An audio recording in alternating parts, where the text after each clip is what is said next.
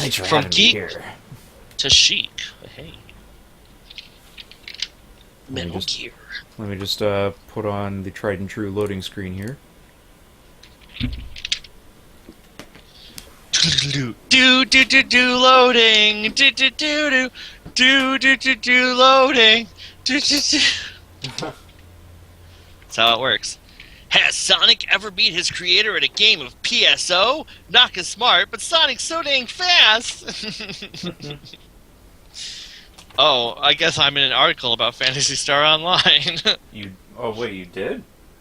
I just stumbled into an article about Phantasy Star Online in this magazine.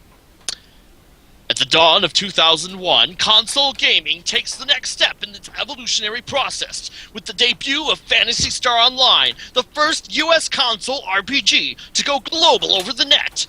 It isn't the massively multiplayer RPG that some PC owners were hoping for, but backed by servers that can support up to 1,000 simultaneous users, PlayStation Online is Phantasy Star Online. Good job, David. Good job. Shit! I hate everything. It's over.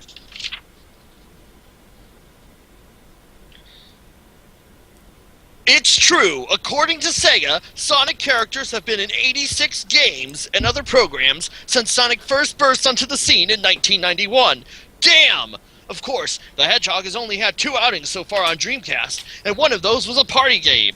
With Sonic Adventure 2, Yuji Naka and Sonic Team are seeking to redefine the character, the gameplay, and even the Dreamcast as dramatically as the first Sonic the Hedgehog redefined Genesis and gaming itself a decade ago. And from early reports, it looks like the company is well on its way to succeeding. First shown in very early form at the last E3, Sonic Adventure 2 has come a long way in 6 months. Originally scheduled for release this spring, it has been pushed back to fall 2001. That's the tentative US release date anyway. To ensure that the team has enough time... What is this? Propeller Arena, Aviation Battle Championship. That's right. It's the most 9/11. rockinest. Oh man, I wonder if there's a review for that game at all in any of these magazines. There probably is, but I mean, there are definitely reviews for like Half-Life out there for the Dreamcast version. There's a review. I mean, there's stuff about Half-Life in these. Oh man. Oh man, Propeller Pete's fat. Arena. Wait, when did this game come out though? That's what I want to know. It's supposed to be like 2001. See, that's the problem. It was scheduled You know. to come out just around about the time September 11th happened, which is why it didn't. Yeah. Oh well, then it might not be in here at all. Maybe there might be a preview somewhere, but. Are you saying that the Dreamcast magazine didn't live past 2001 or 2000? Well, the last cover date is March/April 2001. Oh, yeah, there's no way. There's no way there's a review for this game in any of these magazines! There might be a coming soon, though. I'll probably turn off the music once when we're done gabbing over these games.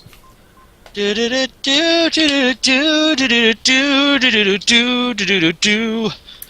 yeah, yeah! Should probably Look do a at quick me. battle. Oh, I don't know if that's a song, because I don't have the sound on. Oh. It is definitely not, but If only it was! but you gotta at least crank it for these amazing stereotypes that you can pick from. I love amazing. I think I have a favorite between Eagle Jam and Hex Candy. Oh. Although I gotta say Pizza Fat. Although I like the way this guy talks here. Listen, muscle bros. He just talks and grunts. I'm the best. I'm the best. Oh, I'm the best. What the pain? Oh. Right, yeah. THPS2. Wait, what is THPS? Tony Hawk. Ah! Tony Hawk! Tony Hawk. I couldn't. Look, skateboards confuse me. Yeah, Hex Candy. I want to know why there are two different pages. There's two different articles apparently of Protonic Hawk Pro Skater. Let's just Who should we be from all those stereotypes that we just looked at? Pizza fat, pizza fat, pizza, Pizza fat. Alright. I love fat. It makes me go, yeah. Oh, here's the thing about Bleem. Shit. Go on. Bleem me up, Scotty. There we go. Oh, here we go. And it wasn't the Tony Hawk one. Jesus Christ. As if future hits like Jet Grind Radio and Phantasy Star Online alike weren't enough, Dreamcast gamers will soon have 400 plus PlayStation games to add to their collections. Hey, we're not saying no. One of the biggest surprises at this year's Electronic Entertainment Exposition was without a doubt the announcement that Bleem would soon release its controversial PlayStation emulator for Dreamcast. All of a sudden, the PlayStation 2 and its backward compatibility had lost a bit of its hype-generating muscle, and Sony was not too happy. But that's not our problem. Lol. At press time, no preview versions of Bleem were available, but using our imagination, we could almost see the brilliance of it all. You insert the Bleem for Dreamcast disc into your Dreamcast. Bleem's Sean Coppen explains. Bleemcast then loads into local memory and prompts you to insert a compatible PlayStation disc. You open the Dreamcast, insert the PlayStation title, close the lid, and press start. It's very simple to operate. Not only will Bleem allow you to play PlayStation hits on Sega's 128-bit system, but will also use the Dreamcast power to graphically enhance every supported title. According to Bleem, emulated games will run at 640 by 480. This is true. Holy penis. As compared to the 320 by 240 on PS2. I didn't even go over the some of the graphical issues that were in that Metal Gear Solid port. They're kind of bad, but the game's still fully playable. Anyway, continue. We need to hear more. With full screen anti-aliasing and bilinear filtering to make everything look extra smooth and, well, Dreamcasty. Bleem for Dreamcast will come on 4 Bleem packs, each supporting 100 PlayStation titles. That didn't happen. Bleem wouldn't reveal, or didn't know yet, what titles will be supported and how they'll be organized on the 4 Bleem packs. So you're being a terrorist. Yeah, I know. Let's hope, though, that the 400 games won't be arranged in alphabetical order, but rather in terms of popularity, age group, or genre. Can a According terrorist to do that? According to group to terrorism. Yes. Ooh. According to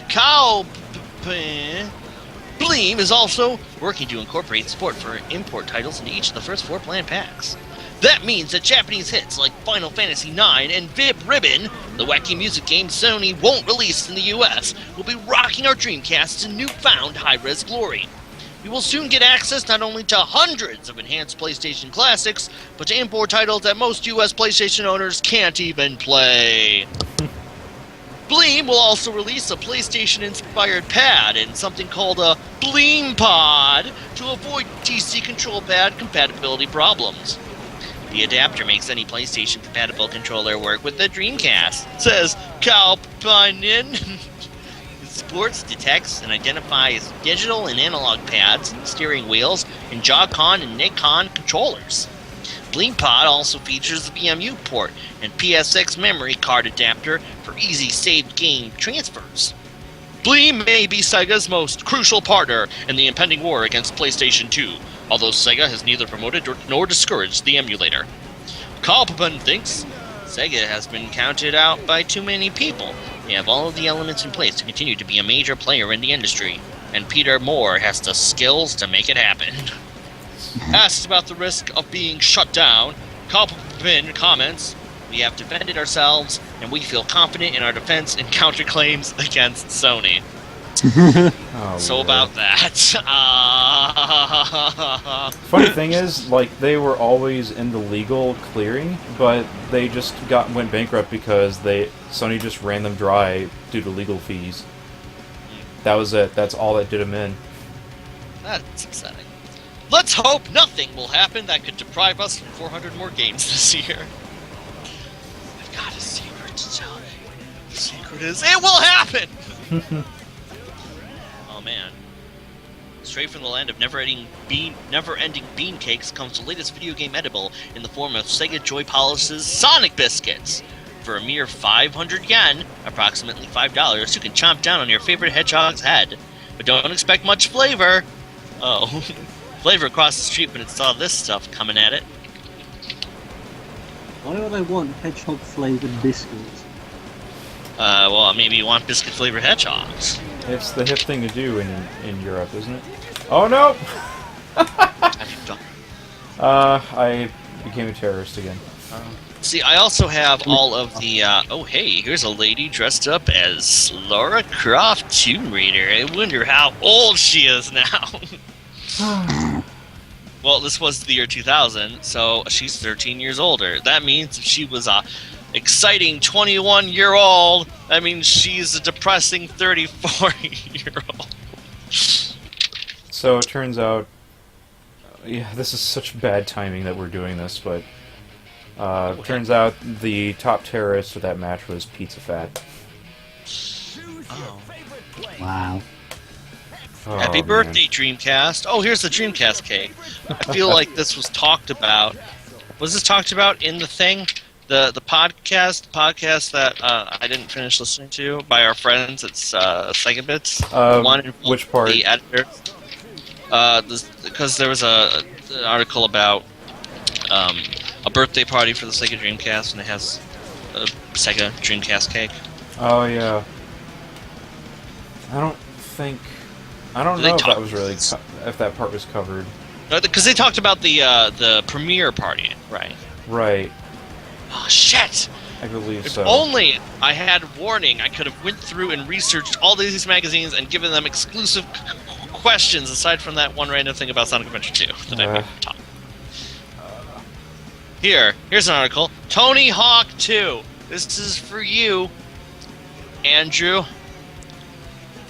Ecstasy on a 5-inch disc. Because usually you don't get ecstasy on something that's 5 inches. Diddle-diddle-dee. It's a penis joke.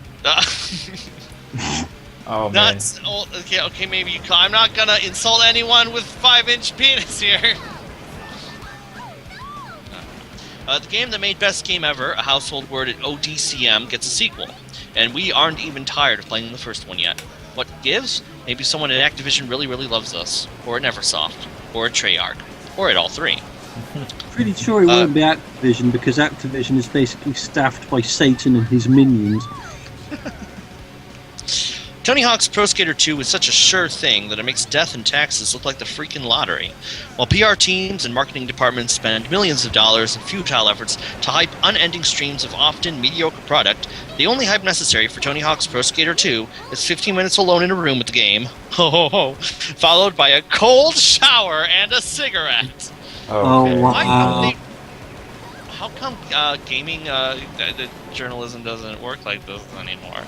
Well, it's I know. serious. Why just go the whole hog and say, yep, you take the disc out, you put your penis in the middle, you fuck the disc. It just reminds me of the Animal Crossing review where it talks nothing about the game. Like, it starts off with the reviewer putting a microwave burrito in the microwave and cooking that before he starts to play the game. Oh. This is very important. ODCM took a road trip down to sunny Los Angeles, the scene of the crime and the home of geniuses behind the game, to do just that. For those of you who just don't know, that's J-U-S apostrophe D-O-N apostrophe no. Tony Hawk 2 has been founded on the same principles that made the original THPS so best game ever. It employs essentially the same engine and general control scheme that made its world-beating older brother so irresistible, combined with gorgeous third millennium graphics and animation, which means that it's bound to be, like its predecessor, an immediate classic. But how Because could they the first millennium, of course, being very well known for its video games. It is. But how could they make a perfect game better, you ask? Well, the devil, as they say in the trade, is in the details. Think Tony Hawk's Pro Skater pulled apart with tweezers and rebuilt by the Jet Propulsion Laboratory. There's things in this game you never knew you needed, but you do. They are very like they use a lot of words metaphorically. Chris Rauch, Neversoft designer, summarizes the upgrade best. The biggest addition, I think, is the customization aspect. We've put in a brand new park editor, and you can customize almost everything. Characters, levels, tricks, you name it. There are plenty of new levels to keep you busy, and hey, if we missed a spot with the editor, chances are you can build it yourself. Yep, you heard right. Gamers can tinker and enhance at will, and then grind the holy marrow out of their own skate parks. Selecting everything from ramps to rails to quarter pipes to cosmetic elements like streetlights and fire hydrants, you can expect to be moving individual pieces all over the stage like a whole lot of Legos. Lego. Over 200 items will be immediately movable when the game ships. Fortune cookies say you will soon have no life. And players can even modify their skaters' physical attributes, clothes, and skills. Or create their own from scratch. You can give your guy a mullet, for Christ's sakes. Oh. For some great styling tips, check out www.mullethead.com. That's in the review. Dang it. Come on, Hex Candy. Chase that. Well, this that isn't a review, this is a preview. This is the exclusive first look at the most anticipated Dreamcast game of 2000, according to the cover of the official Sega Dreamcast magazine, issue number 7, the September/October 2000 cover date. If I'm stuttering breaking up, I do apologize. Why am I showing up as me in the chat now? You are... That's not the correct one. How long is this? No, it showed up originally with like the sword and shield with my actual full name by it, and now it just says me with no sword and shield. I can still see the sword on my end, so it shows that you're still a mod. And I don't remember how to make people mods. Okay. Let's make everyone a mod! Alright. I'll Say use my we- Dreamcast mouse to eventually do that. I got a text from my friend. I don't know if it was intended for me or not. All it says is, hey, hot stuff. Alright. I don't know if he's trying to be funny or if he accidentally texted me when he was trying to seduce a lady. Where should we go to next? We've already done Tower City and Old Castle. I don't think I've ever done Phantom Island. And, Do you have a copy of Spawn in the Demon's Hand? I do not, unfortunately. Let's do Red Valley. It looks like a Dragon Ball level, so I kind of wanted to do that. Should I explain how this game plays before I forget? It's up to you. I mean, I don't know. I guess I'll just do a quick rundown just to talk about how this game works. But it's sort of like... It kind of plays itself almost like a fighting game in terms of like how you can maneuver your plane and things like that. Like, you can do maneuvers to quickly turn your plane around. You can do 360 loops, and you can do barrel rolls to the left or right. Like, you tap left twice or right twice, then press the X button to execute a trick. Do up, up. Well, up, and then X is supposed to do something. But you can also do up, down, or down, up when it's not freezing your control. And you can do barrel roll like this, provided you have enough room and you don't crash into anything. A button is your fires your guns, and when you tailgate people, you can execute a chance time. Let's see if I can try and do one real quick. I think he's coming towards me, so it's not going to quite work. Oh, there we go. There we go. And you'll tailgate your enemies and hold the A button down. And they can try to shake you off or crash you into a wall. Or you can just kill them. Nah, I don't have enough energy, so I can't do any maneuvers right now. But you got these different boxes. The red ones give you like different missiles and proximity mines you can use. Yellow ones affect the controls of the opposing players, and the green ones give you more energy and power for your plane. And that's basically it. First to 10 kills wins the match. That's pretty much it in terms of like how to play the game. Huh. Well, I mean, you're a plane. Planes are cool. Yeah. I mean, it was pretty much... Oh, I didn't want to do that. I mean, it was pretty much in the line of, like, those weird arcade-ish, like, games that Sega was coming out with for the system to promote the online multiplayer aspect, like Outrigger and Alien Front. Unfortunately, I never played any of those games online, so I can't really say how well they work online and whatnot. Oh. Well, let's try it now. I mean, I also get a like Net Zero account. a SegaNet account and get free access to an exclusive Unreal Tournament level. I'm sorry, you get 2 exclusive Unreal Tournament levels if I sign up for SegaNet. There you go. This is perfect. It's awesome. Why haven't you done it already? Turns out you can use a fake SegaNet account and just play them or get those features automatically. Oh. It's kind of funny. Hey. The only problem is you can only get those levels if you have the modem plugged in, for whatever reason. Did you know that in the final issue of the official Dreamcast magazine, there's a review for Sonic Shuffle? What do they give it? Give it 5. Aww. 5 out of 10. Ooh.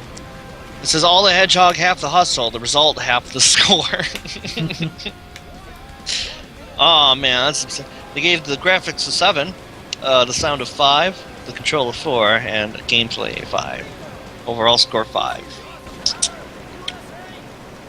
It's My guy just asked if we saw the awesome power of the USA. There's also a review for Disney's Dinosaur on the opposite page. Oh, Do you want to know awesome. what they got that? They gave that. They also gave I'm that a gonna 5. give it a oh, okay. I was gonna say 3. Oh. And the review type. I somehow What? wound up with a Game Boy Color copy of Disney's Dinosaurs. I don't know why. You should play it. On this Sega themed stream, I don't think so. Oh no! Oh. The USA got shot down. That happens. Typing of the Dead is reviewed in the final issue. 8 out of... You're right. They gave it an 8 out of 10. I don't know why. Sometimes I can nail those review scores. I don't know how I can do it. Here, they review a game called Maximum Pool in here. What do you think? I think it was given a 4. You are too generous. They gave it a 2. Damn it! Damn it! That was double their score. Yeah. You are too generous for that pool game. Hey, how about Cow the Kangaroo? Remember that game? Oh man, I want to say that was a 3? No. I guess I'm wrong on that. Dang it, maybe I'm not very good at this. Okay, Cow the Kangaroo, the official Dreamcast magazine, gave it an 8 out of 10. What? Cow the Kangaroo?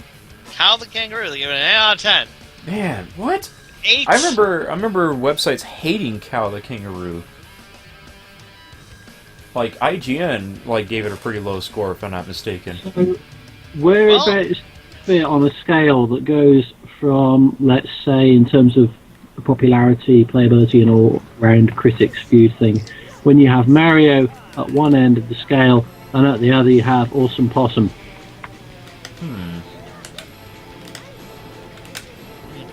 Oh, I forgot. In the last issue, they have an article called "The Ultimate Dreamcast Rankings," where they rank every single Dreamcast game, top to bottom.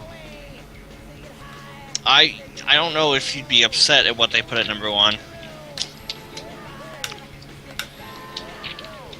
It's going to be Sonic Adventure 2, isn't it? No. No, Sonic Adventure 2 is not on this list because it wasn't out yet. Let's see. I don't think Seaman was out at that point, right? Well, I mean, it's not a bad game, I'll say. Okay, it's a good game. It's a fun game. It's just you would assume that another game would Choo be Choo in the Rocket. top. No. Because the cover date is March/April 2001.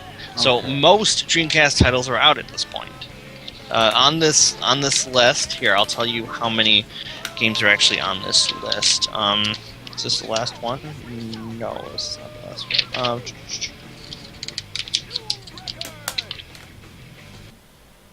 Man, I'm trying to think what it could be. It's not Ooga Booga. Okay, there are 168 games on this list. Here, I'll tell you right now, Sonic Adventure is number 19 on this list of the top. I figured that. Maybe Soul Calibur? No. Say it again? Soul Calibur would be number one? Yeah, that's what they put as number one, yeah. Oh, I figured it would be. Right, so you can kind of guess then what number 2 is and what most people would probably make number 1. Oh, shit. Shenmue. Yeah, there you go. Yeah. No, I figured as much. Yeah, you can kind of tell where these people were going. in this Yeah. list. I mean, there are people who worked at, like, GameSpot and things like that. You mean Choo Choo Rocket isn't number one? Choo-Choo Rocket, unfortunately, is not. I know, it's a catastrophe. Here, I'll tell you the top 10 games. Number 10 is Crazy Taxi. Number 10? Number 10 is Wow. Crazy Taxi. Number 9 is, I don't know, should I make you guess things, or... No. Okay. Yeah, may as well go ahead and read them. Okay, at number 9, Dead or Alive 2. Number 8, Skies of Arcadia. Okay. Number 7 is Virtua Tennis. Okay. What? Yeah. Number 6 is Jet Grinder Radio. Number 5, Resident Evil Code Veronica. Number 4 is Tony Hawk's Pro Skater 2, Wow. which Wow. I'm sure will Amazing. excite Andrew. Number 3 is NFL 2K1. Where is Spider-Man on that list? Number 2, Shenmue 1 Soul Calibur. Spider-Man Where the is hell's- not out yet at this point. Where's Aw. PSO? I don't think Phantasy Star Online was out yet either. So Wasn't I thought it came out in 2000. Yeah. no, did it? Well, the cover date is March/April, and Phantasy Star Online is on the cover of the previous issue for a hands-on report. It's not a review. So Mm. so yeah, because Sonic Adventure 2 came out in June, and that had a no, Phantasy Star Online had demo discs for Sonic Adventure 2. So this list must have been put together right before Phantasy Star Online came out, which means so it doesn't include fair enough. That's Sonic Adventure crazy. 2. It doesn't include Shenmue 2. It doesn't include It doesn't include Doesn't include Spider-Man Shenmue 3. game.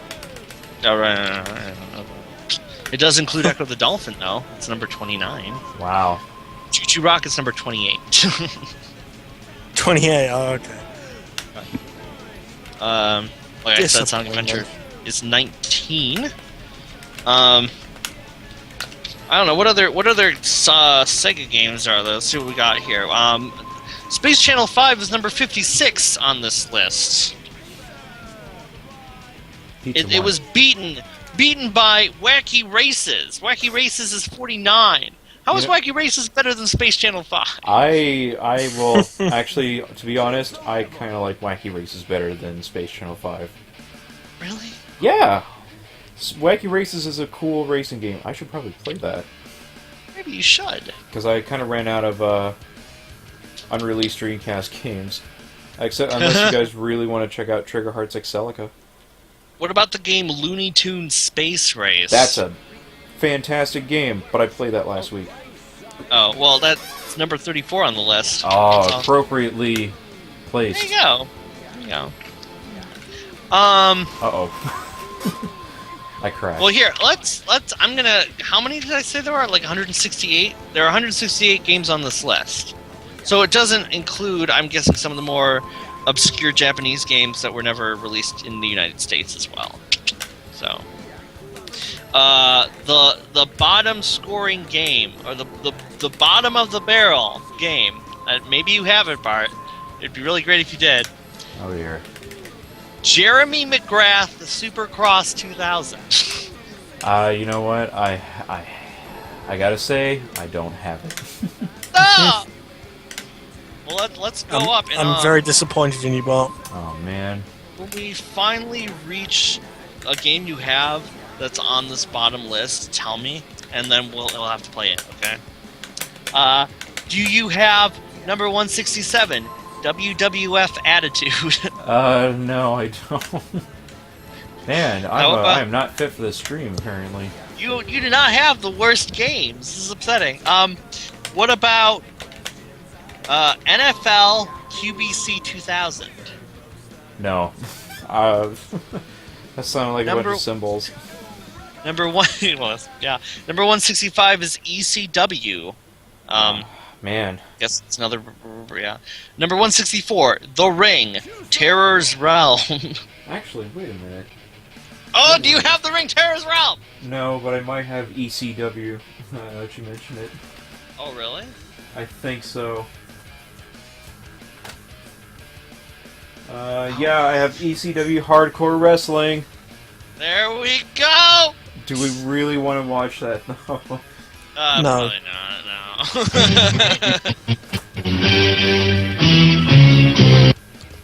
Typical, I find this after David's on the fucking countdown, isn't it? Okay. Oh, we don't have Spirit of Speed 1937, and it's a shame. That's LJN's last video game. Oh, really? Yeah. Was that released on the Dreamcast? You bet your sweet fanny it was. Whoa, is it on this list? Or when did that come out? Quick, someone that might look have it been after 2001. Or no, during 2001. So if it was during 2001, it's quite possibly not on this list, which is unfortunate, because I would have really liked a list that had every game and not just what was released up to that point. But since the magazine, ceased publication, there really isn't,